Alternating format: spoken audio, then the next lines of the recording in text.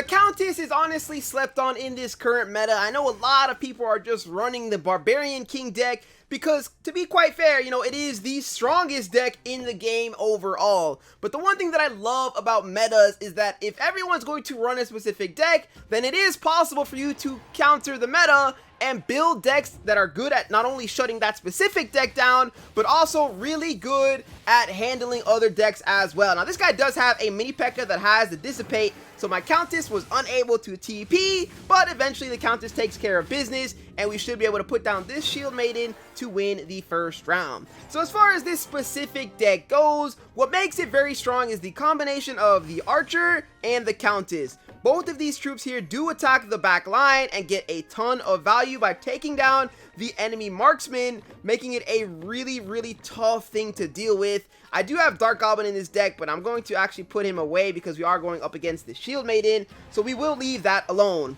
I love the Lumberjack in this deck because when the Lumberjack gets his insane value from throwing down the speed, right, he got a little bit of a buff, so he's always going to get multiple rage potions off, and if he ever gets that onto the Countess then ends up attacking really fast, and he'll be able to teleport, get off all these heals and go crazy. And another good thing is, in all of these meta decks, people are building troops like the Battle Healer and the Barbarian King, so because of that, we are actually able to play the Countess who has anti-heal built in, and that is a pretty strong thing because that shuts down that whole frontline push. And as a matter of fact, what we are going to be doing here is building a 3-star Archer because Dark Goblin just is not that good up against the Shield Maiden. He just ends up killing himself. So I sort of have like 2 different ADCs, so I have 2 different points of attack. The Archer will pretty much never counter or attack the Shield Maiden unless she is the last one on the field. Countess is able to take care of the Barbarian King, and now with the Archer just poking down with her 3-star self in the back, just whittling down everybody that's the furthest troop away, the Countess is able to teleport over and put them down for some easy wins. That's going to be a fresh 3-0 over the Shield Maiden. And now we are up against the Barbarian King, so it's time to show the strength of this deck up against the meta. Now, I do want to see if I can find the Dark Goblin. This might be a little bit greedy, but I feel like Dark Goblin against the Barbarian King is really good because you want to also make sure you have some good damage on your team. I still play the Archer, but it just sort of depends on the matchup, you know, to which card you want to get down first and prioritize as far as damage goes. So now our Barbarian King is going to be able to teleport to the back up against the Bowler, and once he starts TP, oh, that bomb might save the Dark Goblin. It might, not for too long, but the Countess is pretty strong, so he will be able to take down the Barbarian, and in a 1v1 situation, there's going to be no heals going up for the Barbarian King, so then the Countess always ends up winning down in those clutch situations. Up 1-0.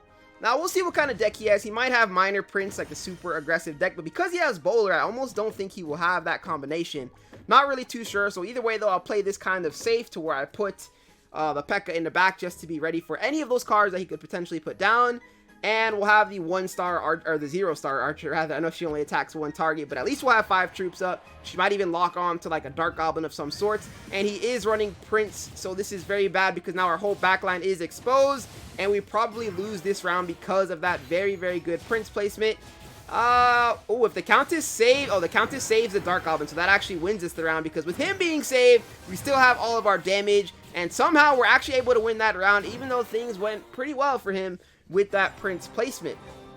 And now it's time for us to probably run double formation because I know that he has Prince down. I know he's looking for that. So I want to get him up, and I want to get our 6th card down onto the field as well. I don't mind playing the Countess in the front, even if she takes a Prince charge. She will be okay because she will heal up from the healing slot. And even if he does play the Prince on the left side, one of our tanks will still remain on the front line, and we should be fine. So he does end up like charging back for that. I'm okay, totally okay with that. The Giant Skeleton will get tremendous value. Lumberjack's going to get a nice little speed buff off onto our Marksman, which is really good.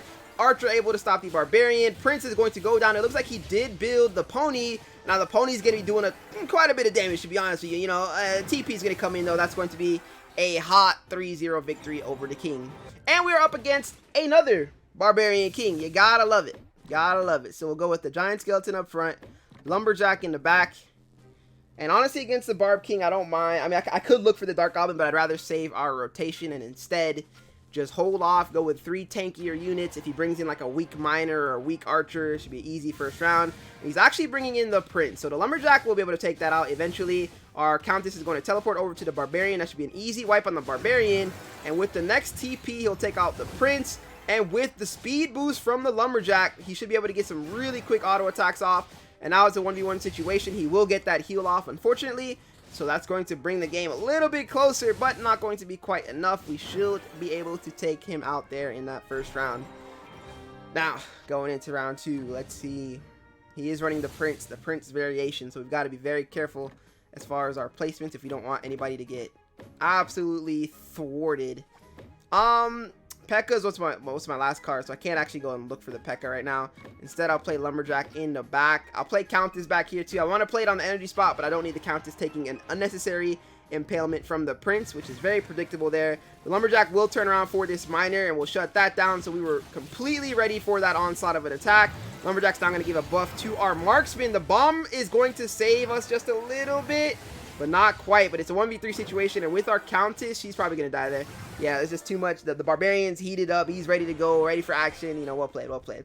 We will have a P.E.K.K.A. this time ready for his backline assault. I feel like he's going to Prince the other side again, so let's get the P.E.K.K.A. out. Right here, we have to get the Archer up, otherwise she's kind of useless at 1 star in my opinion. And with the Archer being up, I put Lumberjack on the front row to ensure that if he does play a Prince, we will be able to stop that. The P.E.K.K.A. will be able to hold any miners, and we'll be able to hold the Prince once it does get through. There's the Prince. P.E.K.K.A. is going to walk right up to it and kill it. Hopefully they take out the Prince before the miner comes through, because I think he built Cleave. No, he did not build Cleave, so that's going to be a pretty easy wipe then against that. Dark Goblin turns around, and we'll be able to win that round 2-1. Let's finish him off here. We've been playing it all on the same side this far, so I think he's going to finally try to, you know, do something about that. So we'll let that happen. I don't mind just building the front line. I mean, the Dark Goblin is strong. We could just go straight Dark Goblin. We could. I'm down for that. Or I could just screw myself on rolls because I wanted to get greedy. That works too. We'll go with the infinite attacks. We'll go with the boost for the Archer. And we've got 2 bonus elixir, unfortunately. So he might win this round. It'll be close, but it looks like we've got some really good P.E.K.K.A. placement. The only annoying part is he Princes in the perfect spot as well. Okay, Archer does go down. Dark Goblin lives. The bomb of the Giant Skeleton is going to go down as well. And with the P.E.K.K.A. sort of still being alive, the Dark Goblin should be able to win this with the boosted damage, even after all the heals go up. And that'll be a 3-1 win over the Barb King.